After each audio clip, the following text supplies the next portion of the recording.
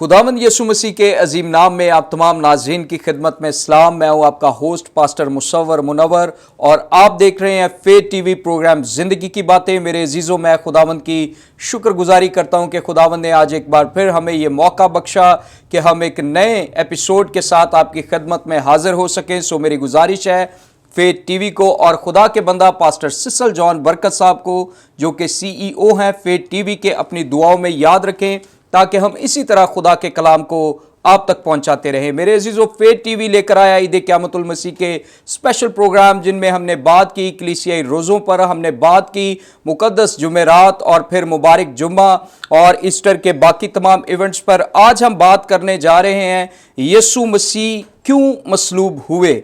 बहुत खूबसूरत टॉपिक है और आज इस टॉपिक पर हमारी रहनुमाई के लिए जो खुदाम स्टूडियो में हमारे साथ मौजूद हैं, मैं उनका तारुफ आपके साथ करवाना चाहता हूं। हमारे साथ हैं खुदा के खादम पास्टर हारून परवेज जफर साहब। इनका ताल्लुक ग्रेस असेंबलीज ऑफ पाकिस्तान से है और पासवानी खिदमत को सर अंजाम दे रहे हैं और इसके साथ ही साथ अल्फा ओमेगा बाइबल कॉलेज योहानाबाद में तालीमी खिदमत को भी सर अंजाम दे रहे हैं। हम खुदावंद की शुक्रगुजारी करते हैं कि इस टॉपिक पर हमारी रहनुमाई के लिए स्टूडियो में मौजूद हैं। पादरी साहब, मैं आपको वेलकम, खुशामदीद कहता हूँ। शुक्रिया, थैंक यू सो मच। और इसी तरह हमारे साथ हैं खुदा के खादम बिशप आसिफ जॉन साहब, जो कि रेवलेशन गॉस्पल मिनिस्ट्री के फाउंडर एंड चेयरमैन हैं, joint secretary supreme council of the bishops. और हम खुदावंद की शुक्रगुजारी करते हैं कि इस टॉपिक पर हमारी रहनुमाई के लिए स्टूडियो में मौजूद हैं। बिशप साहब, मैं आपको भी वेलकम, खुशामदीद कहता हूँ। Thank you very much. सो नाज़रीन, इससे पहले कि हम खुदा के खुदाम से इस टॉपिक के मुतालिक सीखें, तालीम को हासिल करें, हम अपने प्रोग्राम का आगाज़ एक दुआ के साथ करेंगे और मेरी गुजारिश होगी बिशप आसिफ साहब से कि वो दुआ में रहनुमाई करें। आसमान और ज़मीन के खुदा कादिर मुतलक बाप, हम यीशु के नाम से तेरी हजूरी में आते तेरे शुक्रगुजार हैं, तेरे पाक नाम के लिए जो सब नामों से आला है, और ख़ास कर शुक्रगुजार हैं खुदा तेरी तमाम बरकत और नेमतों के लिए, तेरे फजल और तेरे रहम के लिए। और ख़ास कर शुक्रगुजार हैं खुदा इस प्रोग्राम के लिए, ज़िंदगी की बातें, जिसके वसीले खुदावंद बहुत से लोग बरकत पाते और खुदावंद तेरे कलाम की सच्चाइयों को हासिल करते हैं। हम खुदा अपने हम खिदमत भाई पास्टर सिसल जॉन बरकत के लिए, पास्टर मुसव्वर के लिए, खुदा फेथ टीवी के लिए भी तेरी शुक्रगुजारी करते हैं, जिन्हें तूने इस ज़मीन पर एज ए डिस्ट्रीब्यूशन चैनल रखा है, ताकि बहुत सी ज़िंदगियों में तेरे कलाम को खुदा फैला सकें और बहुत सी ज़िंदगियां तेरी नजात को हासिल कर सकें।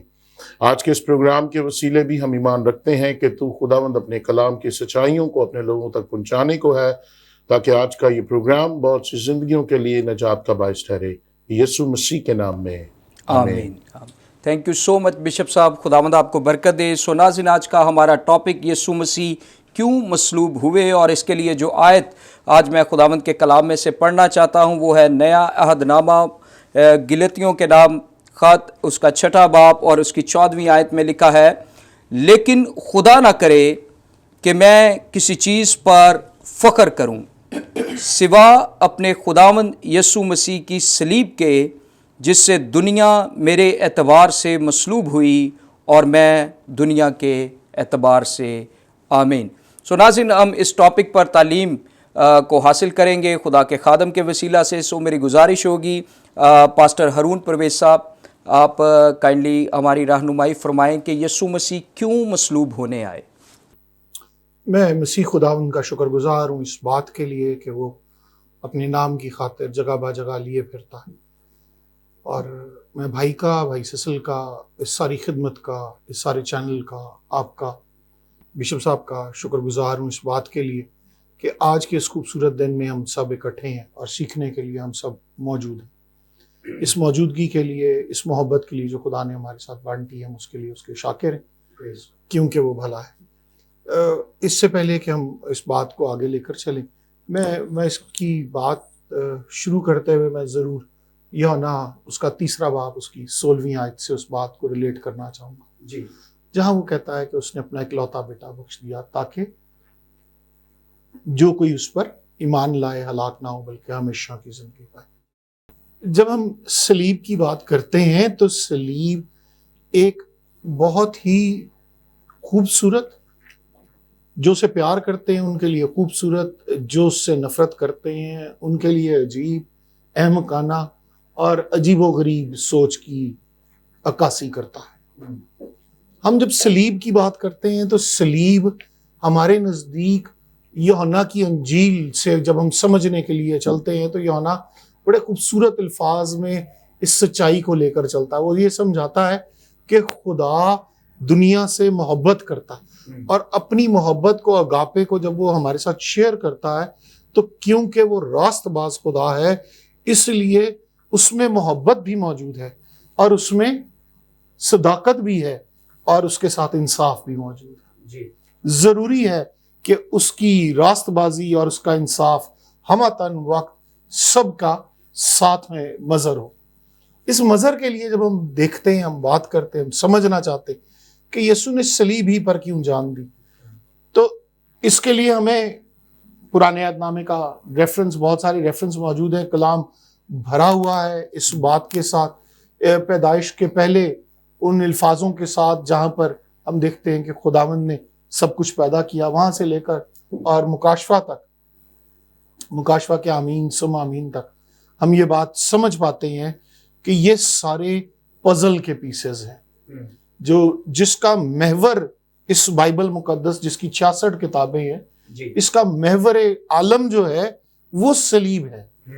اس سے ہٹ کر کچھ نہیں ہے، سب کچھ پرانا عہد نامہ اس تک رہنمائی کر رہا اور اس کے بعد پھر وہ آنے والا ہے، اس کے ایفیکٹس ہیں، اس سے متعلق ہے اور سبھی کچھ اسی کا ہے، اسی سے متعلق ہے اور اس پر نربھر ہے۔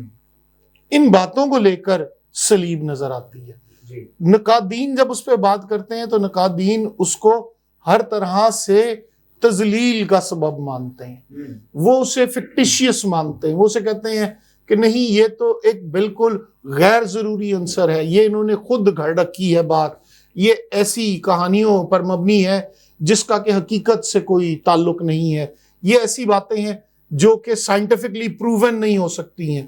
لیکن ہم نے گزشتہ صدی میں چاروں ناچار بہت سارے لوگ جو آئے اور جنہوں نے اس بات کو ثابت کرنے کے لیے بہت سارے علوم کا حوالہ لیا، ان کی مدد لی اور وہاں پہنچے اور پہنچ کر انہوں نے اسرائیل کی اس مٹی میں بہت ساری کھدائی کی ہے، بہت کچھ ڈھونڈا گیا ہے، لیکن ہر ایک بات نے مسیح کی افضلیت کو ثابت کیا ہے، اس کی صلیب، اس کی مصلوبیت کی طرف ہر ایک پہلو جو کہ اسرائیل سے متعلق ہے وہ ثابت کرتا ہے، وہ کہیں لوز نہیں کر رہا ہے۔ آپ پیدائش، زبور، ملاکی، یہ 3 بڑے ستون ہیں، اس میں ہوسیہ ہے، اس میں یسایہ ہے، اس میں حزقیل ہے، اس میں دانیل ہے، سب نے اپنا کچھ نہ کچھ حصہ با حصہ اس میں ضرور شیئر کیا ہے۔ اب وہ شیئر کیوں کر رہا ہے؟ خدا نے ان کے ذریعے سے یہ شیئر کیوں کروایا ہے صلیب سے متعلق؟ مکمل تصویر نہیں دی ہے، مکمل بات اس نے نہیں دکھائی ہے، کیونکہ خدا کا جلال پوشیدگی کے سبب سے جلال پاتا ہے، اس نے پوشیدہ رکھا ہے ان باتوں کو، اور وقت کے ساتھ کلام میں لکھا ہے وقت کے پورے ہونے پر مسیح آیا۔ ہر ایک چیز وقت کے پورے ہونے پہ، ہنسنے کا وقت، رونے کا وقت، ہر بات کا وقت، یہ اتنا سا سچ اس کے لیے موجود تھا۔ جب سلیمان لکھ رہا تھا اتنا سا سچ تھا، ہر ایک بات کا وقت ہے، لیکن اس کی سچائی آ کر کھلتی ہے جہاں ہم یہ دیکھ پاتے ہیں کہ مسیح اپنے وقت پر آیا، وقت اس میں پورا ہوا جاتا۔ جب ہم اسی بات کو لے کر تھوڑا سا آگے بڑھتے ہیں تو ہم یہ دیکھ پاتے ہیں کہ اس ساری بات کے ساتھ بہت ساری چیزیں منسلک ہیں مسیح کے ساتھ، مسیح کی اس قربانی کے ساتھ، خدا کی محبت کے ساتھ اور خدا کے جسٹس کے ساتھ، خدا کے انصاف کے ساتھ۔ خدا نے جب اس کل کائنات کو پیدا کیا ہے، پیدائش کی کتاب کے ساتھ ہم اسے وثوق کے ساتھ دیکھتے ہیں، اس میں شواہد دیکھتے ہیں، وہاں سے لے کر ہم دیکھتے ہیں کہ جیسے جیسے وقت گزرتا جاتا ہے اور مقدس موسیٰ اسے جس طرح تحریر کروائی گئی ہے، جیسے اس نے لکھا ہے، اس پر بہت کچھ لوگوں نے کہا ہے، بہت کچھ لکھا گیا ہے۔ بائبل ایک واحد ایک ایسی کتاب ہے جس کے نقادین اس کے حق میں بات کرنے والوں سے زیادہ شور مچا رہے ہوتے ہیں اور خوب شور مچاتے ہیں. یہ ثابت کرنا چاہتے ہیں کہ یہ صرف لفظوں کا انبار ہے. لیکن ہم یہ دیکھتے ہیں کہ جا بجا سال با سال وقت پر خدا ہر ایک پنے کو الٹتا ہے اور سب کچھ سامنے ثابت کر دکھاتا ہے. اور وہ جو اس نے ثابت کیا ہے وہ ہے اس کی صلیب کی محور کو سٹیپ بائی سٹیپ، قدم با قدم ہم میں سے ہر ایک کی زندگی کے لیے اور تواتر کے ساتھ اس کے ابتدا اور اس کے انجام تک، جسے ہم سمجھنا چاہتے ہیں کہ نہیں اس سے آگے کیا ہے، کیونکہ انسان کا تجسس اس کو ابھارتا رہتا ہے کہ اس سے آگے کیا اور خدا کیا چاہتا ہے اور خدا کیا کر رہا ہے. تو صلیب ہی کیوں ہے؟ میں واپس آپ کے سوال تک رہا ہوں. تو پھر جب محبت کر لی انسان سے تو پھر صلیب کیوں دے دی؟ بیٹے کو صلیب کیوں دے دی؟ کیا بیٹے سے محبت نہیں تھی؟ پھر کیا خدا واقعی وہاں پر راست یا محبت کرنے والا باپ نظر آتا ہے؟ آپ تو اسے باپ کہتے ہیں، آپ اسے بتاتے ہیں کہ نہیں جی ہاں وہ باپ ہے. لیکن ہم آگے چل کر صلیب، اگر آپ تھوڑا سا ایک پوائنٹ کے ساتھ میں اسے ضرور ڈسکرائب کرنا چاہوں گا. جیسے رومیو کی کتاب اس کے 6 باب اس کی 23ویں آیت میں لکھا ہے کہ گناہ کی مزدوری موت ہے، سب نے گناہ کیا اور خدا کے جلال سے محروم ہے. تو جب اس نے دنیا بنائی ہے، کائنات اس نے تخلیق کی ہے اور انسان کو بنایا، اور انسان نے کیا کیا؟ انسان نے وہ فیورٹزم لیا ہے، وہ آنکھوں کی راہ لی ہے، اس نے وہ ڈیسیجن لیا ہے. اس ڈیسیجن نے سب کچھ آئندہ آنے والے دنوں پر جو کچھ مرکوز ہو رہا تھا اس کائنات میں، اس کے فیصلہ جات ہے، اس سے متعلق ہے. لوگ بہت کچھ کہتے ہیں، بہت کچھ کہا جاتا ہے، نقاد کہتے ہیں نہیں یہ تو غلط ہے. لیکن کلام یہ ثابت کرتا ہے کہ جو کچھ موسیٰ کو خدا نے دکھایا، بتایا، وہ آئندہ آنے والے دنوں میں پے در پے ثابت ہوتا ہے. اور وہ ثبوت کے طور پر کلام کی نبوتیں پوری کرتا آیا. اسی لیے ضروری تھا کہ جب انسان نے گناہ کیا تو میں اسی آیت کو، اس سارے بڑے بھید کو جو کہ رومیو کے خط میں پولوس لکھتا ہے 6 باب اس کی 23ویں آیت میں، اس خوبصورت بھید کو میں چند ایک باتیں ضرور پولوس کے متعلق ضرور اس پہ کرنا چاہوں گا. یہ اس قدر خوبصورت بھید کا جو اس پر کھولا گیا ہے، جو بیان کیا گیا ہے، جب وہ کہتا ہے کہ میں نے اتنی بار کوڑے کھائے ہیں، میں جہاز کے ٹوٹنے میں وہاں شریک رہا، میں نے ظلم اٹھایا، میں مصیبت میں رہا، اپنوں نے غیروں نے مارا ہے، کوٹا ہے، سب کچھ کیا ہے.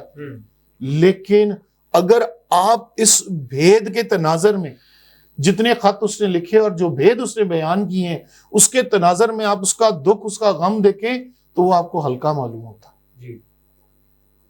اسی طرح صلیب کے اس بڑے بھید میں جب ہم یہ دیکھتے ہیں کہ اس میں بھلائی کے عنصر کتنے بڑے ہیں، تو وہ دکھ، وہ ساری تکلیف جو مسیح کی ہے، جو ہمارے لیے اٹھائی گئی ہے، اس نے جو خون بہایا، اپنی جان دی ہے، کیونکہ خون جان سے متعلق ہے اور اس نے اپنی جان دی ہے، تابعداری میں دی ہے، اس سے وہ ثابت کرتا ہے کہ نہیں، میں باپ کی مکمل تابعداری کے ساتھ صلیب میں جان دوں گا.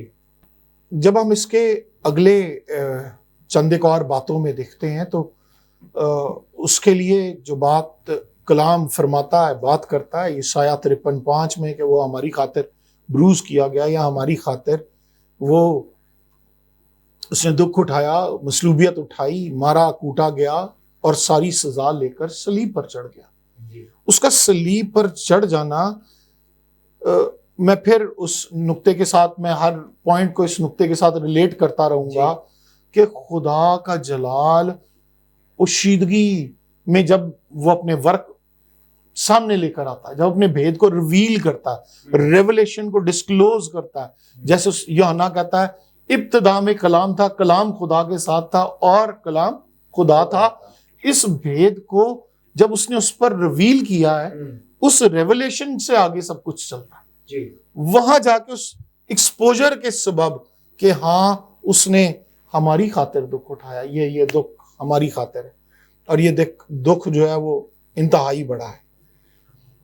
جب ہم پینلٹی کی بات کرتے ہیں کہ مسیح نے یہ پینلٹی کیوں لی ہے، تو اس کا پہلا آنسر ہے کہ خدا جو محبت ہے، اس نے محبت کی ہے، اس نے اپنا بیٹا دیا ہے تاکہ بیٹا آئے اور آ کر ہم سب کے گناہوں کی خاطر صلیب پر جان دے، تاکہ اس کی راست بازی پوری ہو، وہ راست بھی رہے اور وہ محبت کرنے والا باپ بھی رہے۔ جیسے ہم مصرف بیٹے کی مثال میں دیکھتے ہیں کہ باپ اس کے انتظار میں ہے، اس کی آنکھیں رستے پر ہیں، وہ چھت پر موجود ہے۔ لوگوں نے بہت کچھ کہا ہے اس پر، بہت بڑے بڑے مفسرین نے بہت کچھ لکھا ہے ان ساری باتوں پر، لیکن اس سارے پہلو میں جو سب سے خوبصورت بات ہے وہ یہ ہے کہ مصرف بیٹے کی کہانی مصرف بیٹے کی نہیں ہے، وہ باپ کی محبت کی ہے۔ اور باپ کی محبت صلیب میں ہم دیکھ سکتے ہیں کہ کس طرح وہ اسے اون کرتا۔ میں اس کا صرف وہ پورشن لے رہا ہوں جہاں پر وہ دیکھ رہا ہے، منتظر ہے، جیسے اس نے اس کو کہا آدم کو کہ آدم تو کہاں ہے؟ آدم کے لیے اس نے برا قربان کیا ہے، برا قربان کر کر پھر اس نے آگے چل کے انہیں ایجپٹ تک جانے دیا، مصر میں جانے دیا۔ مصر سے نکالنے کے بعد پھر ان کو بہت سارے اصولات دیے گئے ہیں، بہت سارے طریقہ کار دیے گئے ہیں، اس طرح سے تم یہ ان طریقوں پر زندگی بسر کرو گے، اس طرح تمہاری مذہبی زندگی چلے گی، ہیکل کے اصولات یہ ہوں گے، جب تو قربانی کرنے کے لیے آئے گا تو یوں قربانی کرنا، یوں برا دینا، بے عیب برا ہوگا۔ وہ بے عیب برا خدا کی الٹیمیٹ گڈنس یا اس کی الٹیمیٹ جو اگاپے محبت جو ہے وہ اس کو دکھاتا ہے۔ وہ شیڈو ورک ہے، پرانا عہد نامہ سارا شیڈوڈ ہے، وہ صرف اور صرف مسیح کے تجسم، اس کے جلال کو دکھا رہا ہے کہ ہاں وہ آئے گا، وہ وقت پر آئے گا اور وقت پر سب کچھ ہو جائے گا۔ اس لیے جب ہم دیکھتے ہیں کہ پرانے عہد نامے میں وہ برے کی بات کرتا ہے تو وہ کہتا ہے کہ کاہن آئے گا اور کاہن آ کر برے کے سر پر ہاتھ رکھے گا اور اس گوٹ کو جو ہے وہ جنگل میں چھوڑ دیا جائے گا قربانی کے لیے۔ پہلے وہ اپنی قربانی دے گا، پھر وہ قوم کے لیے قربانی دے گا اور پھر اسے چھوڑ دیا جائے گا۔ جب اسے جنگل میں چھوڑ دیا جائے گا تو وہ ہم دیکھتے ہیں کہ وہ ڈپیکٹ کرتا ہے کرائسٹ کو کہ وہ کراس لیتا ہے، وہ کراس پر نظر آتا ہے۔ خدا کی بے تہا محبت ہے۔ لوگ انصاف کی بات کرتے ہیں، خدا کے اس حوالے میں، بہت سارے حوالوں میں، ہر ایک دوسرے حوالے میں اس کا انصاف ضرور نظر آتا ہے، لیکن پہلا یوحنا 2:2 اگر ہم پڑھیں ذرا پلیز میرے ساتھ ضرور، کیونکہ آپ بالکل پاس ہیں اس حوالے کے۔ ہاں جی، لکھا ہے اور وہی ہمارے گناہوں کا کفارہ ہے، اور نہ صرف ہمارے ہی گناہوں کا بلکہ تمام دنیا کے گناہوں کا بھی۔ تمام دنیا کے گناہوں کا بھی وہی کفارہ جی۔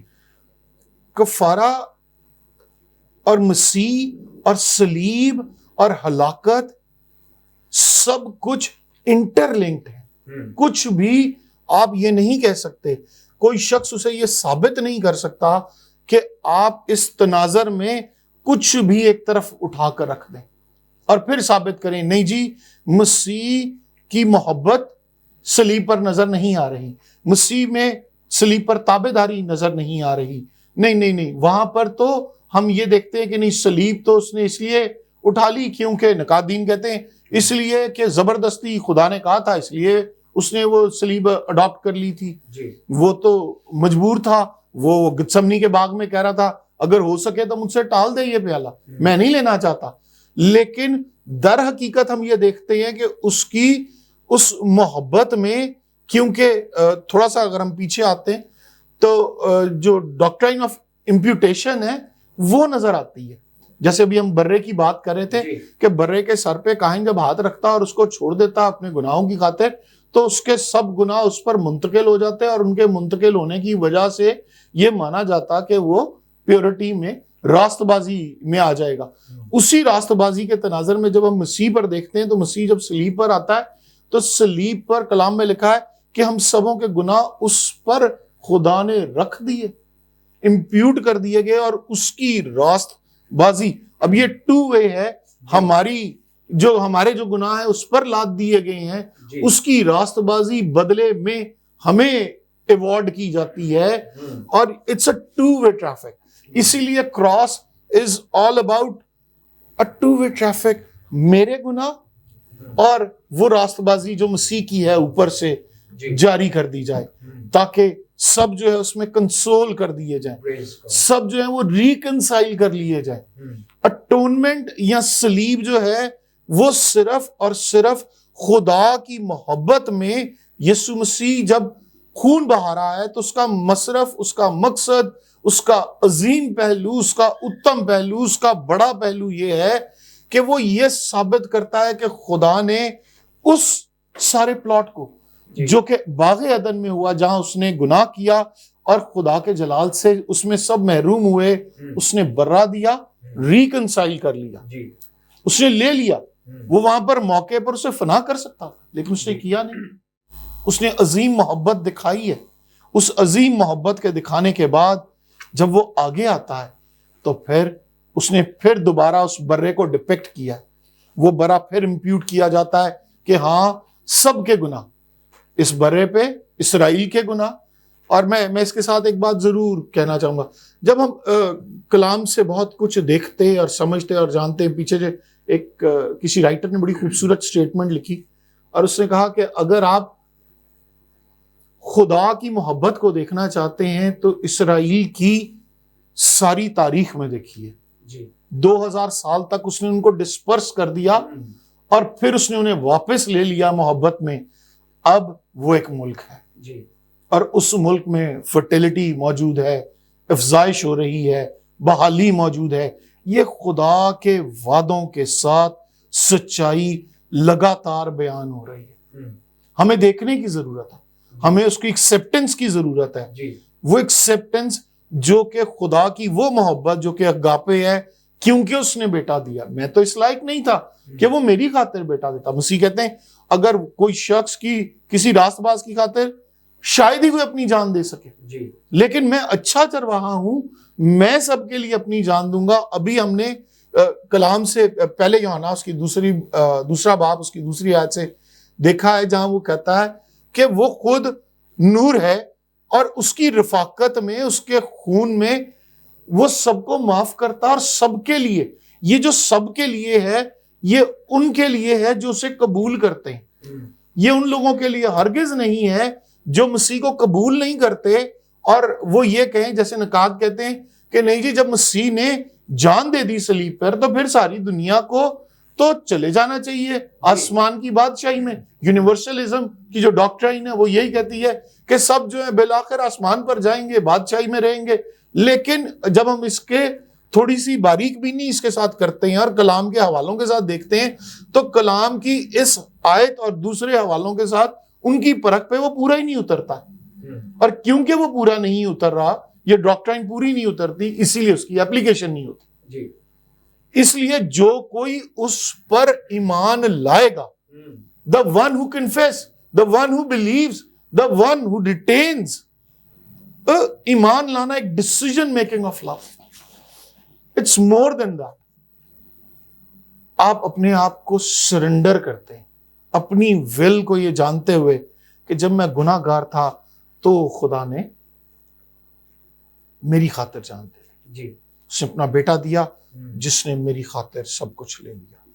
جب ہم پہلا یوحنا اس کا پہلا باب اور پلیز اس کی 7ویں آیت دیکھتے ہیں. ہم پہلا کرنتھیوں اس کا پہلا باب اس کی 30ویں آیت، فلپیوں اس کا 3 باب اس کی 9 آیت، رومیوں اس کا 5 باب اس کی 19ویں آیت میں دیکھتے ہیں تو اس ساری خوبصورتی کو ہم یوں جان پاتے ہیں. اس لیے میں نے کہا کہ وہ سارے دکھ جو پالوس نے اٹھائے، جو پترس نے اٹھائے، جو عظیم ان تمام رسولوں نے اٹھائے، باقی لوگوں نے اٹھائے، خدا کے اس خوبصورت محبت کے آگے. اس لیے وہ کہتا ہے کیا یہ دنیا کے غم اور دکھ اس لائق ہیں کہ وہ ہمیں مسیح کی محبت سے جدا کر سکتے ہیں؟ اتنا بڑا بھید مجھے مل گیا ہے، اس قدر بڑا خوبصورت خزانہ مجھے مل گیا جس کے لیے مسیح نے کہا تھا کہ ہاں ایک شخص کو کیا مل گیا؟ زمین میں خزانہ مل گیا، جو کچھ اس کا تھا اس نے بیچا اور بیچ کر اس کو لے لیا. اور وہ خدا کی عظیم محبت جو مسیح میں ہے وہ لے لی. دا ایکسیپٹنس، جب لوگ اس کو ایکسیپٹ کرتے ہیں اور آگے لے کر چلتے ہیں. اور اسی کے ساتھ اس ڈاکٹرین کے ساتھ میں 2 سے 3 کچھ اور پہلو ضرور اس کے ساتھ ایڈ کرنا چاہوں گا. اور وہ ہیں کہ مسیحی کیوں، یسایہ کیوں نہیں، موسیٰ کیوں نہیں، جی موسیٰ کو صلیب کیوں نہیں دے دی گئی، جی جی داؤد کو صلیب کیوں نہیں دی گئی، ایلیا کو کیوں نہیں صلیب دے دی گئی، کسی انسان کو کیوں نہیں دی گئی، کسی راست باز کو دی جاتی صلیب، اس کے لیے مسیح کو کیوں نیچے اتارا گیا. وہ اس لیے اتارتا ہے کہ یہ سارا کچھ میں اس آیت کے ساتھ اسے ریلیٹ کر رہا ہوں کہ وہ کہتا ہے خدا نے دنیا سے ایسی محبت رکھی. میں نے کسی رائٹر کو پڑھا اور مجھے اس نے بڑا انسپائر کیا. اس نے کہا آپ اگاپے پہ کچھ بھی لکھ دیں، اس کو بیان کرنے کے لیے آپ کسی بھی طرح کوئی بھی کامنٹ اس پہ لکھ دیں، لیکن آپ ابدیت میں خدا کے اگاپے کو کیسے بیان کر سکتے ہیں؟ It's too big, it's too ہمنگس.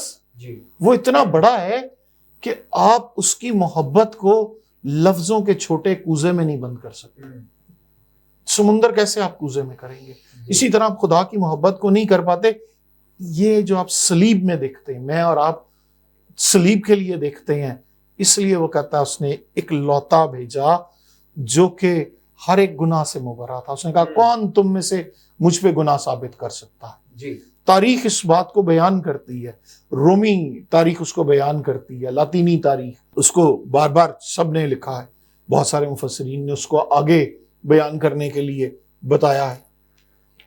لیکن مسیح کو اس نے جب چنا ہے، اس لیے کہ مسیح کو چنا گیا، مسیح کو بھیجا گیا تاکہ وہ جو اس پر افسیوں 1:4 کے مطابق جو اس پر ایمان لائیں گے، یقین کریں گے، چوزن ون جو ہیں وہ اس فاؤنڈیشن میں چلیں گے.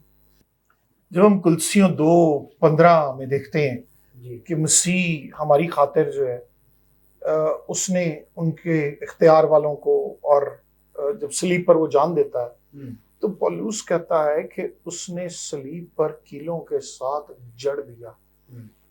تمام ہوا.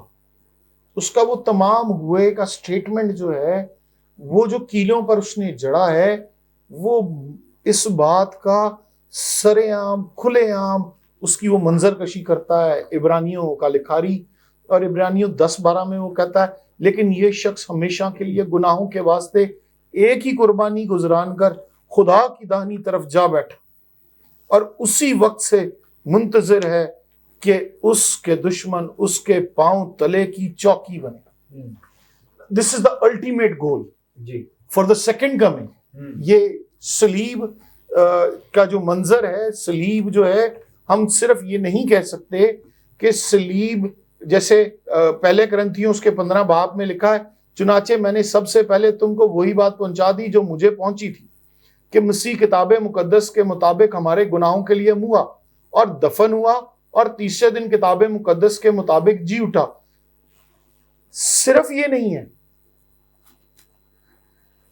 اس کا صلیب پر جان دے دینا، دفنایا جانا، تیسرے دن مردوں میں سے جی اٹھنا، اس کا برزخ میں اتر جانا، برزخ میں سے اتر کے قیدیوں کو ساتھ لے کر جانا، ساتھ لے کر باپ کے پاس پہنچ کر اس کا گلوریفائی کیے جانا، باپ کے داہنے ہاتھ بٹھائے جانا، داہنے ہاتھ بٹھائے جانے کے بعد اس کا اپنی دوسری کمنگ میں، آنے والے دنوں میں جب مسیح مصلوب دوبارہ آئے گا بطور بادشاہ، جہاں پر خدا باپ اسے کہتا ہے آ میرے داہنی طرف بیٹھ جب تک کہ میں تیرے دشمنوں کو تیرے پاؤں تلے کی چوکی نہ کر دوں.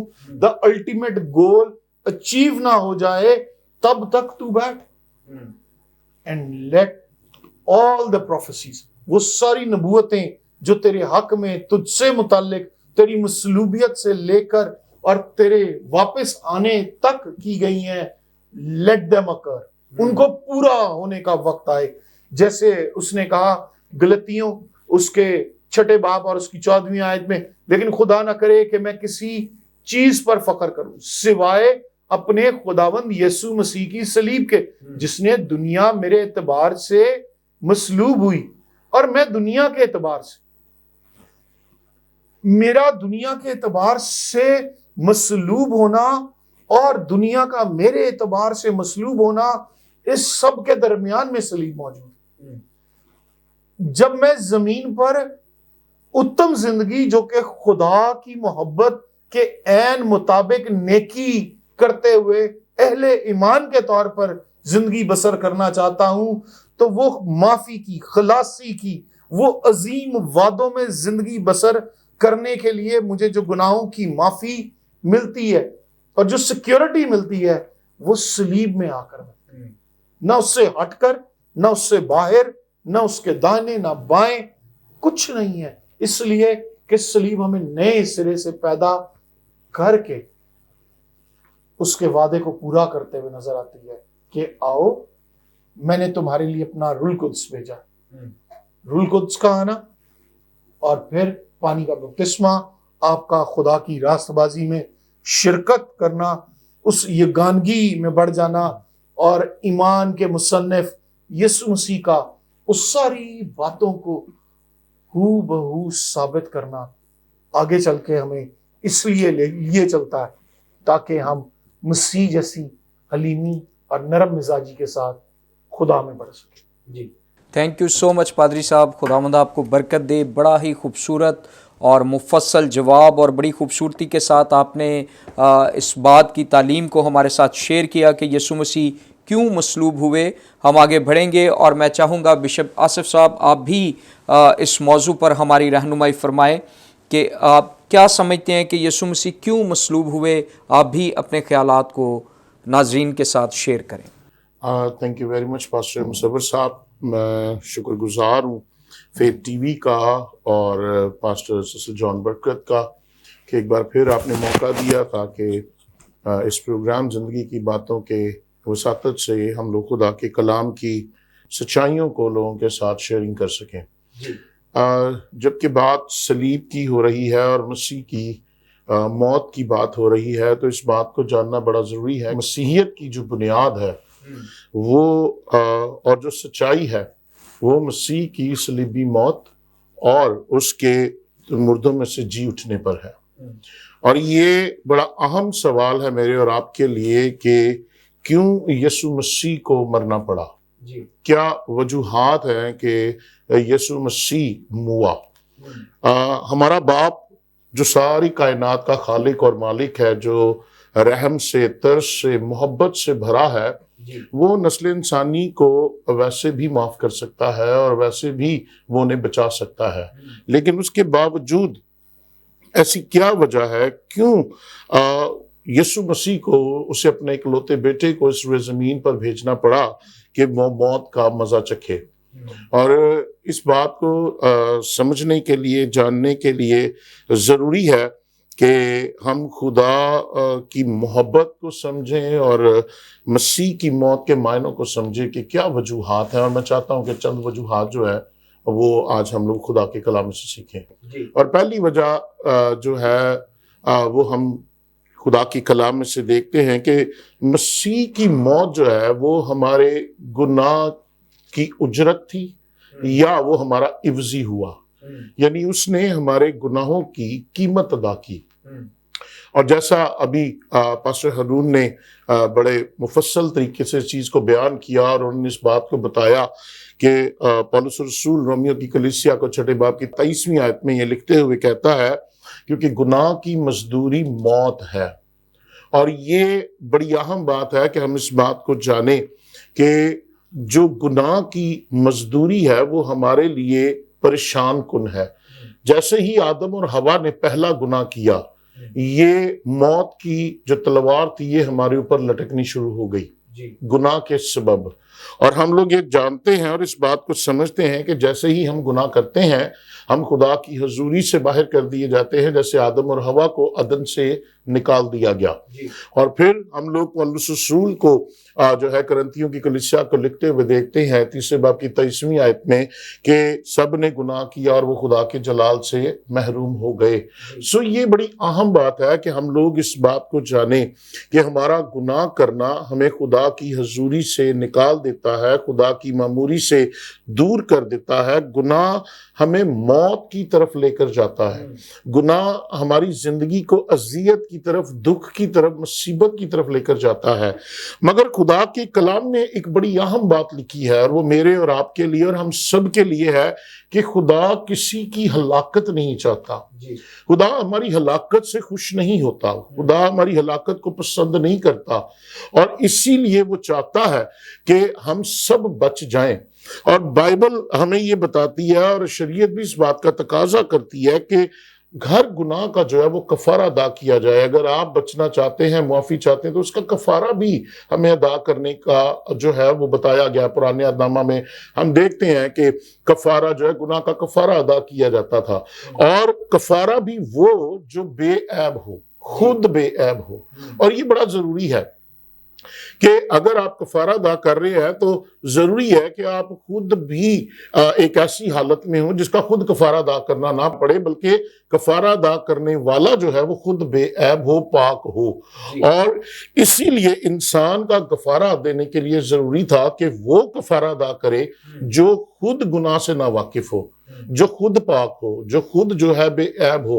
اور اسی لیے کفارہ ادا کرنے کے لیے، ہمارے گناہوں کی قیمت ادا کرنے کے لیے یسوع مسیح اس دنیا میں آیا تاکہ وہ اپنے خون کے وسیلے جو ہے میری اور آپ کی قیمت ادا کرے۔ تو اس لیے یہ بات بائبل جو ہے ہمیں بتاتی ہے کہ خداوند یسوع مسیح کا مرنا، اس کا مصلوب ہونا، وہ ہماری قیمت ادا کرنا تھا، کہ اس نے اپنے خون کے وسیلے ہمارے گناہوں کی قیمت ادا کی۔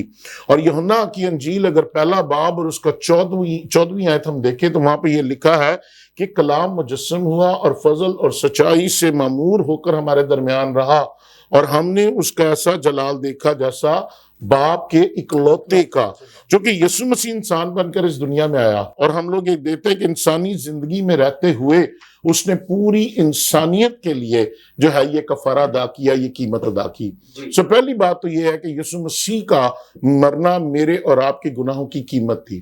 دوسری بات جو بڑی ضروری ہے، اور وہ ہے یسوع مسیح اس لیے ہوا تاکہ میں اور آپ اپنے گناہوں سے معافی حاصل کر سکیں۔ وہ ہمیں معاف کرنے کے لیے ہمارے گناہوں کو وہ ہوا تاکہ ہم اس لعنت سے بچ سکیں۔ اور ہم لوگ یہاں پر دیکھتے ہیں عبرانیوں کے خط کے 9ویں باب کی 22ویں آیت، تو یہاں پر لکھا ہے اور تقریباً سب چیزیں شریعت کے مطابق خون سے پاک کی جاتی ہیں اور بغیر خون بہائے معافی نہیں۔ یعنی اگر مسیح نہ مرتا، اگر مسیح خون نہ بہاتا تو پھر میری اور آپ کی معافی نہیں تھی۔ ضروری ہے کہ ہمارے گناہوں کے کفارے کے لیے وہ اپنا خون بہاتا، وہ اپنی جان کو دکھ دیتا، وہ اس موت کو جو صلیبی موت ہے وہ اسے برداشت کرتا، اور اس نے ایسا ہی کیا۔ اور جیسا بھی بھائی نے یوحنا کے پہلے خط کے 2 باب کی 2 آیت کو کوڈ کیا، اور وہاں پر یہ لکھا ہے اور وہی ہمارے گناہوں کا کفارہ ہے، اور نہ صرف ہمارے ہی بلکہ تمام دنیا کے گناہوں کا۔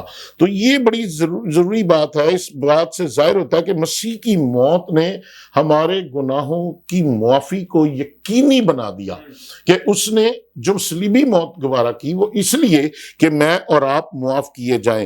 کیونکہ عبرانیوں کے 10ویں باب کی 14ویں آیت میں یہ لکھا ہے کہ ممکن نہیں کہ بیلوں اور بکروں کا خون جو ہے وہ گناہوں کو دور کرے، اور میرے اور آپ کے گناہوں کو دور کرنے کے لیے یسوع مسیح نے اپنے خون کو پیش کیا تاکہ اس کے خون کے وسیلے میرے اور آپ کے گناہ جو ہیں وہ دور کیے جائیں۔ یہاں اس حقیقت کو جاننا ضروری ہے کہ اگر دنیا میں گناہ نہ آتا تو پھر مسیح کی موت کی کوئی ضرورت نہیں تھی، لیکن چونکہ دنیا میں گناہ آیا تو ضروری تھا کہ جو دنیا میں گناہ آیا اسے مکمل طور پر مٹانے کے لیے مسیح نے اپنے آپ کو پیش کیا تاکہ اس کی موت کے وسیلے ہمارے گناہ جو ہیں وہ مٹائے جائیں۔ تیسری بات جو بڑی اہم ہے، اور یہ میرے اور آپ کے لیے عزیزو ہمیں اس بات کو جاننا ہے اور اسے اپنی زندگی میں حاصل کرنا ہے۔ مسیح اس لیے ہوا تاکہ میں اور آپ ہمیشہ کی زندگی پائیں، اور جب اٹرنل لائف کی بات ہوتی ہے تو یہ کوئی چھوٹی بات نہیں ہے، یہ بڑی اہم بات ہے۔ اگر ہم یوحنا کی انجیل اس کا 3 باب اور 16 آیت پڑھیں تو وہاں پر لکھا ہے کہ خدا نے اس دنیا سے ایسی محبت رکھی کہ اس نے اپنا اکلوتا بیٹا بخش دیا تاکہ جو کوئی اس پر ایمان لائے وہ ہلاک نہ ہو بلکہ ہمیشہ کی زندگی پائے۔ یسوع کے کفارے کے بغیر یا قربانی کے بغیر ہمارے لیے ابدی زندگی حاصل کرنا ناممکن ہے۔ اگر کوئی ہمارے گناہوں کی قیمت ادا نہ کرتا، یعنی اگر یسوع مسیح ہمارے گناہوں کی قیمت ادا نہ کرتا تو پھر ہمارا وجود ہی ختم ہو جاتا، ہم ہمیشہ کے لیے مٹ جاتے۔ لیکن یسوع مسیح کے گناہوں کا کفارہ ادا کرنے کے باعث اور اس کے خون کے بہائے جانے کے باعث ہمیں چند سالوں کی نہیں بلکہ ہمیشہ کے لیے یہ موقع دے دیا گیا کہ ہم ہمیشہ زندہ رہیں۔ اور اسی لیے یوحنا کی انجیل میں یہ بات لکھی ہے کہ گو تو مر جائے تو بھی تو زندہ رہے گا۔ جو کوئی اس پر ایمان لائے، اس کی الوہیت پر، اس کی پیدائش پر، اس کی پاکیزگی پر، اس کی مصلوبیت پر اور اس کے دوبارہ جی اٹھنے پر، تو بائبل کہتی ہے کہ وہ ہمیشہ کی زندگی پائے گا۔ چوتھی بات، مسیح کی مصلوبیت کی وجہ وہ خدا اپنے خاندان کی بنیاد رکھتا ہے اور خدا اپنے خاندان کو بڑھاتا ہے۔ بائبل مقدس ہمیں یہ بتاتی ہے کہ خدا نے ہمیں ایک خاص مقصد کے لیے بنایا ہے، اور زندگی میں اس بات کو ہمیشہ یاد رکھے کہ جینے اور مرنے کے علاوہ اور بھی بہت کچھ ہے جو بائبل ہمیں سکھاتی اور ہمیں بتاتی ہے۔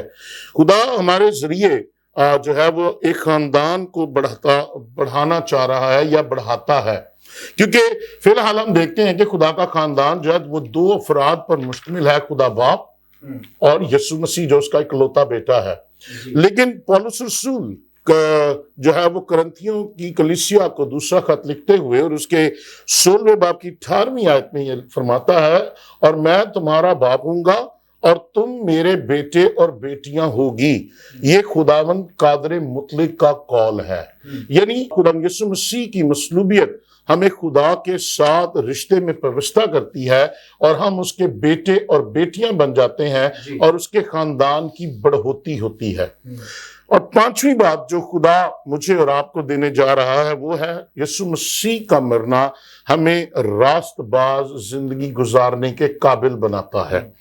یسوع مسیح مر گیا، لیکن اس کا ہرگز یہ مطلب نہیں کہ اب ہمیں سب کچھ کرنے کی اجازت مل گئی ہے یا ہم جو کچھ مرضی کریں۔ یہ ویسے ہی ہے جیسے اگر ایک جج کسی مجرم کو معاف کر دے یا بری کر دے تو اس کا ہرگز یہ مطلب نہیں کہ اسے اجازت ہے کہ وہ پھر سے جو مرضی کرتا پھرے، برائی کرتا پھرے، جرم کرتا پھرے، گناہ کرتا پھرے، بلکہ معاف کرنے کا یا اسے چھوڑ دینے کا، بحال کرنے کا مطلب یہ ہے کہ وہ اپنی زندگی کو تبدیل کرے اور درست راہ پر اسے پھر سے گامزن کرے۔ ہمارے ساتھ بھی ایسا ہی ہے۔ یسوع مسیح نے ہمیں قیمت دے کر خریدا، یسوع مسیح نے ہمیں اپنے خون سے جو ہے وہ معافی دلائی، یسوع مسیح نے ہمیں ہر طرح کی تاریکی کی قوتوں سے آزاد کروایا، اور وہ چاہتا ہے کہ اب ہم آزاد زندگی بسر کریں۔ لیکن یہ آزادی ہمیں اس لیے نہیں ملی کہ اب ہم پھر سے جو مرضی کرتے پھرے، بلکہ یہ آزادی اس لیے ہے کہ ہم یسوع مسیح کی مانند، اس کی مرضی کی مانند اپنی زندگی بسر کریں۔ اور پطرس کے پہلے خط کے 2 باب کی 24ویں آیت میں لکھا ہے، وہ آپ ہمارے گناہوں کو اپنے بدن پر لیے ہوئے صلیب پر چڑھ گیا۔ کیوں چڑھا؟ تاکہ ہم گناہوں کے اعتبار سے مر کر راست بازی کے اعتبار سے جئیں۔ اب جو زندگی میرے اور آپ کے پاس ہے، اب جو یہ معافی کی زندگی، بحالی کی زندگی، یہ جو خداوند یسوع مسیح نے ہمارا کفارہ بن کر زندگی ہمیں دی ہے، اس کا مطلب یہ ہے کہ ہم لوگ راست بازی کے اعتبار سے جئیں۔ ہم ایک ایسی زندگی بسر کریں جو خدا کی مرضی کو پورا کرے اور خدا کی پیروی کرے. اور جب ہم راست بازی کا مطلب دیکھتے ہیں تو راست بازی کا مطلب ہے خدا کی نظر میں اس کے معیار پر پورا اترنا.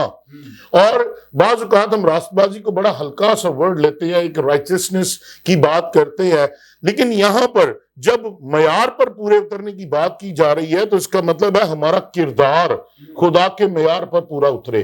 اس کا مطلب ہے ہمارے رویے جو ہے وہ خدا کے معیار پر پورے اترے. اس کا مطلب ہے ہمارے اعمال خدا کی مرضی کے موافق جو ہے اس کے معیار پر پورے اترے. اور پھر ہم خدا کی کلام کے مطابق پرکھے جائیں, اور جب خدا کا کلام جو ہے وہ ہمارے معیار کو اوکے کرتا ہے اور ہم لوگ سمجھتے ہیں کہ اب ہم خدا کے معیار کے مطابق ہیں, تبھی ہم راست باز کہلاتے ہیں.